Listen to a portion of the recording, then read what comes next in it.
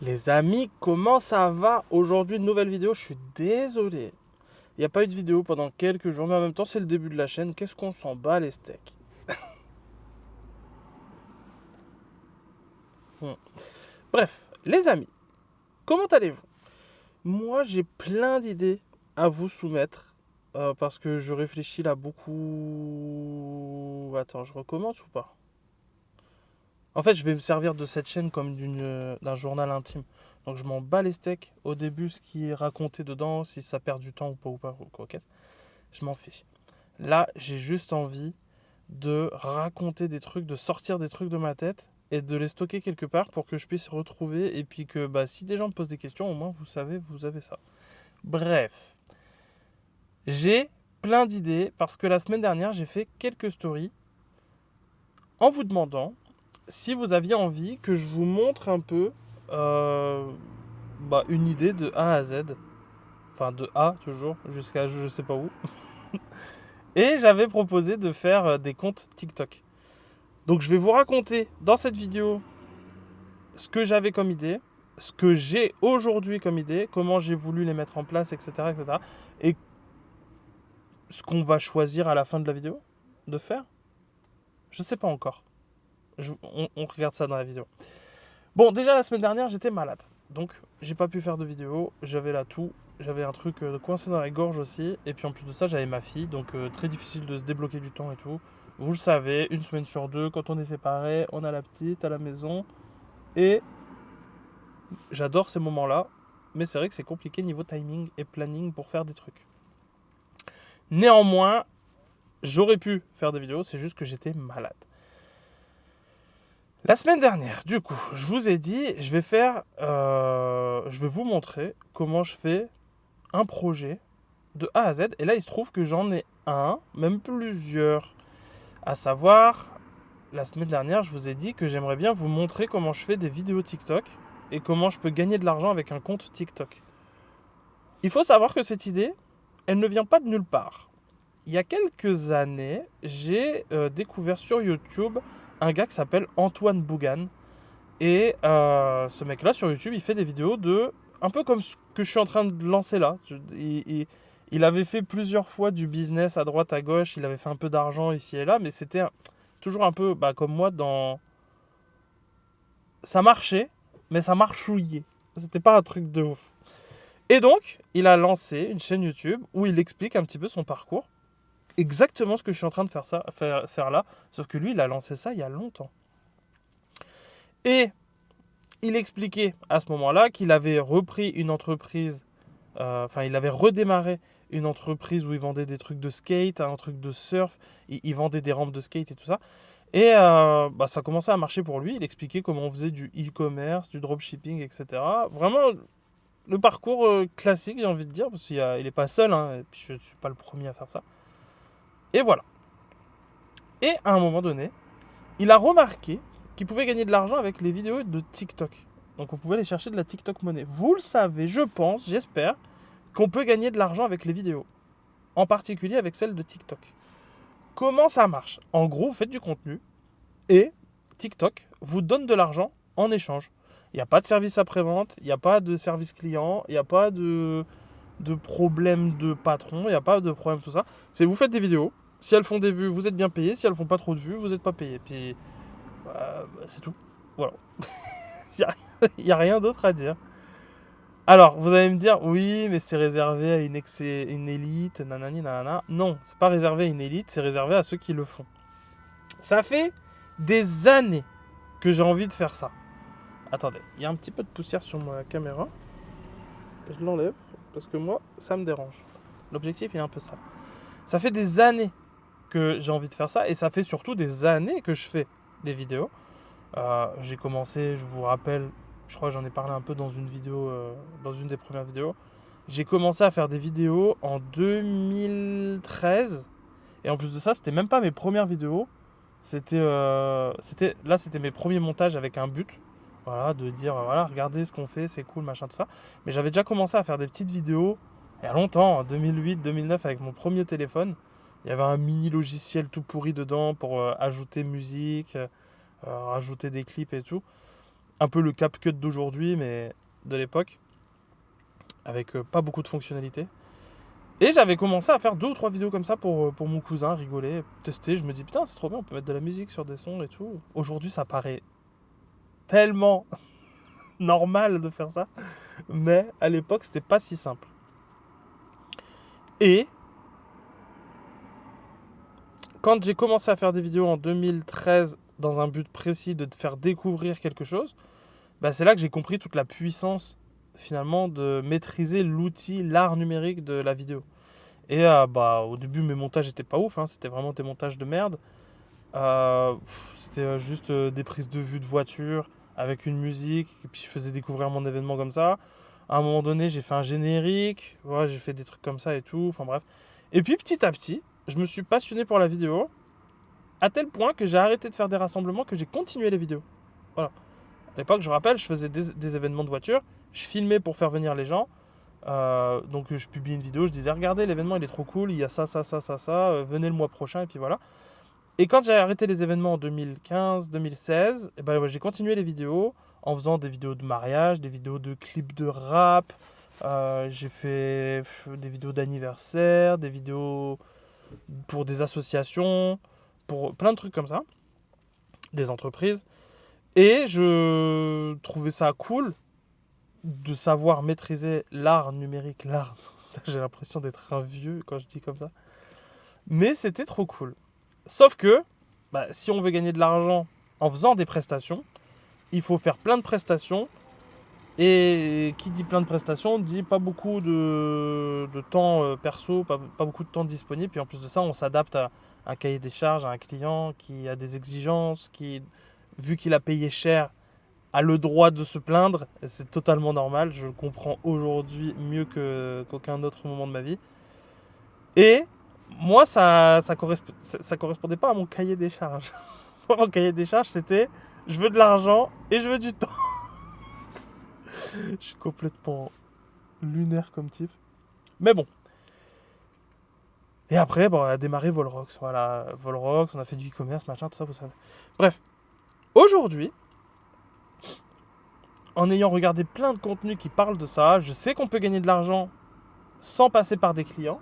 Voilà, je sais qu'on peut gagner de l'argent avec TikTok, avec YouTube, avec tout ça. J'avais fait sur mon compte perso, sur Instagram, une story où je disais voilà, j'ai débloqué de l'argent de YouTube. Ça fait 1 an qu'il dort sur le compte YouTube, mais il était bloqué parce que Google voulait des documents, etc. Et j'ai réussi à le débloquer. Et en 1 an de temps, j'ai réussi à accumuler 430 €, un truc comme ça. Mais parce que le business model de YouTube, c'est pas notre business model principal.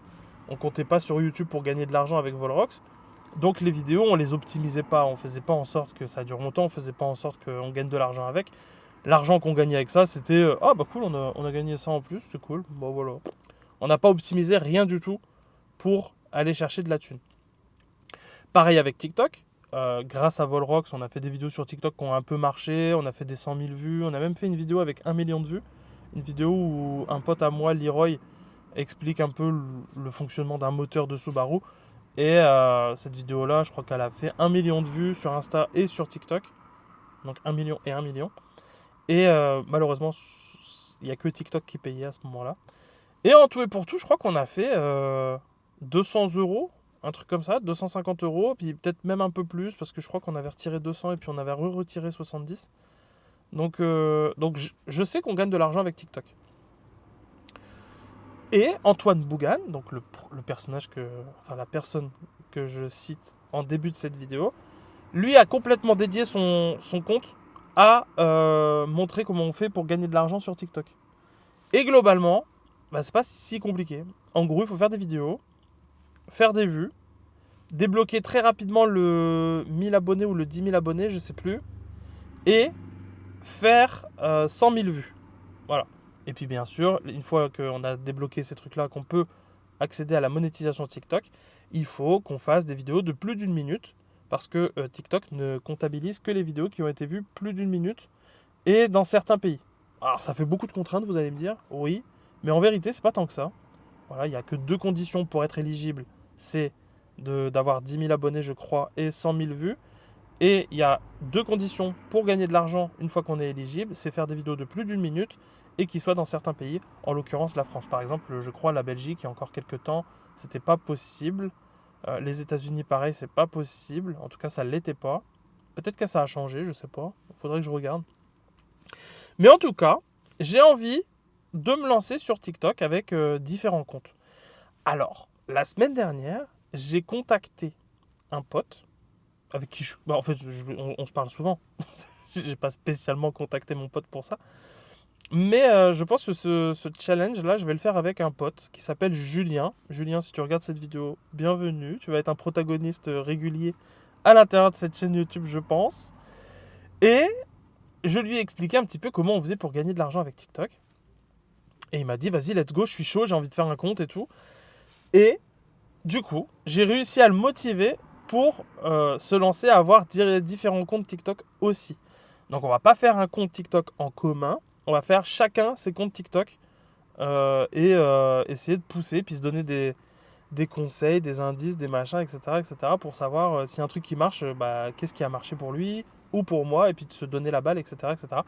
Et je vais continuer à travers cette chaîne YouTube, à travers cette vidéo, enfin ces vidéos qui vont arriver, de vous alimenter le truc, de filmer les péripéties. Ça va pas être facile au début, ça va être même très compliqué parce que du coup il faut pousser un compte TikTok jusqu'à 10 000 abonnés et 100 000 vues. Je sais plus, je vous mettrai exactement combien c'est, je sais plus exactement. Dans la prochaine vidéo, je me renseignerai un petit peu mieux. Là, c'est juste que je vous partage des idées au fur et à mesure. Et du coup, on va partir sur la création de comptes TikTok différents et on va en faire plusieurs chacun. Moi, je sais déjà ce que je vais faire. Je vais certainement faire un compte second degré où je dis de la merde. Voilà, où je dis n'importe quoi. Je vais tester pour voir, parce qu'apparemment le second degré ça fonctionnait, mais il y a eu des nouveautés qui font qu'on gagne un peu moins d'argent. Néanmoins, j'ai envie de tester. Il y a un compte TikTok où je vais raconter des trucs comme là. Je vais apporter un peu de valeur aussi. Je vais dire voilà, TikTok, machin, je vais raconter des petites idées business et tout. Ça, je ne sais pas encore comment je vais m'y prendre. Autant les comptes second degré, ça va, je vais pouvoir m'en sortir. J'ai juste allumé la caméra, la mettre en mode vertical et puis dire des bêtises. Dire des bêtises. En fait, il faut que ça soit assez vrai pour que les gens se disent ouais, il a totalement raison, mais que dedans il y ait des trucs, des subtilités pour que les gens se disent, enfin pas tout le monde, mais que certains se disent mais non, c'est complètement faux, c'est pas comme ça qu'on fait, pour qu'on aille chercher des interactions, pour qu'on aille chercher des commentaires, pour qu'on aille chercher des likes et tout ça, et pour que dans les commentaires, c'est pas que ça fasse la bagarre, mais que y ait un petit peu un échange, tu vois. Typiquement, la vidéo qui a fonctionné, après l'avoir analysée et tout ça, vous savez, la vidéo à 1 million de vues qu'on a fait avec mon pote, en fait, à l'intérieur, il y a une subtilité, c'est qu'il vient apporter un exemple, enfin, il vient apporter une explication sur pourquoi le moteur de la Subaru il fait ce bruit-là. Et en soi, son explication, c'est la bonne. Voilà. Sauf que il n'insiste pas super beaucoup sur un point important du moteur de la Subaru, c'est que le moteur de la Subaru il a une particularité bien plus spécifique que l'explication qu'il a donnée, c'est que c'est un moteur à plat. Un moteur à plat, c'est un moteur avec un peu comme une coccinelle, voyez. Et c'est vrai que le moteur à plat, comparé à un moteur traditionnel comme on a dans cette voiture ou comme vous avez certainement dans votre voiture, le bruit du moteur, déjà, il n'est pas le même de base. Qu'il y ait des modifications ou pas des modifications au niveau des collecteurs et tout ça, le bruit de base, il n'est pas le même. Sauf que son explication à mon pote, c'est le bruit de la Subaru, il est surtout spécifique à la Subaru parce que, en plus du moteur à plat, et ça, il ne l'a pas vraiment expliqué, du moteur à plat, parce que on connaît, il parle avec moi, je sais ce que c'est qu'un moteur de Subaru. Donc il n'est pas là pour expliquer, oh regarde, le moteur de la Subaru, c'est un moteur à plat. Il est là pour expliquer qu'en plus du moteur à plat de la Subaru, il y a le fait que les collecteurs ne sont pas égales. C'est-à-dire qu'à droite, les collecteurs sont plus longs qu'à gauche. Et à l'intérieur du collecteur, il y a une résonance qui fait que le bruit, il est particulier à la Subaru. Il est très rauque, très rond. Voilà, je sais pas, il est particulier. Je pourrais pas l'expliquer en vidéo. Bref. Le fait est qu'on s'en fout du moteur, on s'en fout du collecteur, on s'en fout de tout ça. C'est qu'à l'intérieur de la vidéo, il explique pourquoi le moteur il fait ce bruit-là, en omettant une particularité qui était le moteur à plat. Et la majorité des gens qui vont regarder cette vidéo vont apprendre quelque chose, vont dire ok, c'est grâce au collecteur en plus du moteur à plat, parce que il sait, la personne qui regarde la vidéo sait que quand il s'adresse à moi, on parle du moteur à plat en plus du collecteur. Mais il y a quelques personnes qui n'ont pas percuté, si tu veux, qu'ils savaient déjà que c'était un moteur à plat. Et donc, ces gens, se pensant être supérieurs à la normale de la planète, n'ayant pas compris la subtilité que mon pote avait mis dans la phrase, sont venus imposer leur science, imposer leur savoir, imposer leur intelligence, en plus en passant pour des personnes stupides. Parce que l'explication de mon pote était 100% vraie. C'est parce que le moteur à plat et c'est aussi parce que les collecteurs. Mais les gens qui venaient commenter, eux, ont tout de suite dit « Non mec, tu te trompes, ça n'a rien à voir avec le collecteur, ça a à voir avec le moteur à plat. » Alors, on a répondu une première fois « Oui, on sait, mais on est venu apporter une subtilité en plus, c'est que c'est en plus parce qu'il y a le collecteur. » Et du coup, on l'a dit une fois, deux fois, trois fois, sauf qu'il y a beaucoup de gens qui pensaient comme la personne et qui disaient « Ouais, mais non, c'est à cause du moteur à plat » sans aller voir les réponses qu'il y a au-dessus. Donc ils ont vu la vidéo, ils ont commenté, ils ont vu la vidéo, ils ont commenté. Et c'est ça l'enjeu principal de TikTok, c'est de venir chercher des commentaires. Donc d'aller chercher de l'engagement, d'aller chercher des... Ça montre que la vidéo est intéressante, ça montre qu'il y a un débat, ça montre que la vidéo attire des gens, ça montre que c'est divertissant. En gros, ce que YouTube, TikTok et tout le monde cherche en créant des... Il y a quelqu'un qui me regarde. En gros, ce que YouTube, TikTok et Instagram cherchent, c'est la rétention. Il y a une phrase que je crois le PDG ou le CEO de Netflix a dit une fois. Le vrai concurrent à Netflix, c'est le sommeil. Pourquoi ? Parce que quand on dort, on ne regarde pas Netflix. C'est vrai que Netflix n'a pas de concurrent vraiment. Le vrai concurrent de Netflix, c'est quand on s'endort devant une série. Et quand on s'endort devant une série, bah ça s'arrête. Du coup, Netflix, il tourne pas. Netflix peut pas vendre de pub à ses annonceurs, etc., etc. Bah en gros, c'est ça. C'est pas le seul Netflix. Netflix, ils veulent votre temps de cerveau. Et Netflix, YouTube, Instagram, TikTok, ils veulent votre temps de cerveau. Pourquoi c'est si addictif de scroller ? Pourquoi c'est si addictif de regarder des vidéos à la chaîne ? C'est parce que... Alors, je vais pas vous l'apprendre dans cette vidéo. Enfin, j'espère pas. J'espère que vous êtes comme moi et que vous regardez du contenu intelligent et pas que débile. Et que dans les contenus intelligents que vous regardiez, il y a des explications sur pourquoi c'est addictif, pourquoi on est accro à ça, pourquoi machin. C'est tout simplement à cause de notre cerveau. Notre cerveau, il sécrète des substances. D'accord ? Et les substances les plus addictives qui puissent sécréter, c'est de la dopamine et certaines autres substances comme de l'endorphine ou des trucs comme ça. Et la dopamine, qu'est-ce que c'est ? C'est quand on fait quelque chose et qu'on a une gratification. Quand on joue à un jeu et qu'on débloque un succès, pouf, shot de dopamine. Notre cerveau, il dit oh, « ça fait du bien, j'ai anticipé ça, j'ai eu ça, je suis content. Ma récompense, en plus d'avoir le petit point dans le jeu, c'est pouf, un shot de dopamine. » Et là, on a une mini sensation de plaisir. Et notre cerveau, toute la journée, il sécrète des trucs comme ça. Quand on fait une bonne action, on est content, on sécrète de la dopamine. Quand on a mangé, on sécrète de la dopamine. Quand on a mangé McDo, on sécrète de la dopamine plus rapidement que quand on fait à manger nous-mêmes avec des légumes, etc., etc. Du coup, franchement, j'espère que je ne vous apprends pas ça. Parce que du coup, il y a plein de vidéos à faire. Si vous découvrez ça que maintenant, les amis, je vais vous faire plein de contenu. Bref. Du coup, ce que TikTok recherche, et surtout quand on sécrète de la dopamine, eh ben, ça nous donne envie de refaire. On se dit, putain, j'ai bien aimé ça, je veux retrouver ça. Du coup, on refait ça dans le but d'aller chercher de la dopamine. Sauf que comme on a déjà fait une ou deux ou trois ou plusieurs fois, bah, c'est de plus en plus compliqué d'aller chercher de la dopamine. C'est pour ça que dans les jeux, on met des niveaux de plus en plus durs. C'est pour ça que dans la vie, il y a des challenges qui sont de plus en plus durs.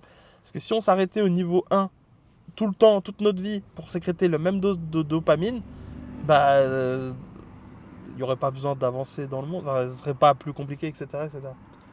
C'est comme la drogue. Un drogué, il va prendre un premier shot de je sais pas quelle connerie, de cocaïne par exemple, pouf, dopamine. La prochaine fois qu'il va en reprendre, redopamine. Sauf que ça va durer peut-être moins longtemps, ou il va falloir en prendre plus, etc., etc. Et au fur et à mesure, il tombe dans l'addiction, voilà, parce que son cerveau en redemande. C'est très compliqué de sortir d'une addiction. À cause de ça, à cause de la dopamine. Et TikTok, Instagram, YouTube, Facebook, toutes ces conneries de réseaux sociaux, qu'est-ce qu'ils cherchent à faire en fait? Ils cherchent à vous sécréter de la dopamine. À vous envoyer des petits shots de plaisir à votre cerveau en disant: ah, regarde cette vidéo, elle est trop bien. Ah, t'as kiffé, hein. Attends, je t'en montre une autre. Ah, celle-ci, t'as kiffé aussi, hein. Ah, celle-ci, t'as moins kiffé. Attends, je montrerai plus. Je t'en montre une autre, tiens, voilà. Celle-ci, je sais que tu kiffes, etc., etc., etc. C'est pour ça qu'on reste des heures. Et vas-y. Puis au bout d'un moment, on est comme ça. Vas-y, j'ai passé 10 minutes. Non! J'ai passé 4 heures à regarder des TikTok. Oh là là, c'est horrible.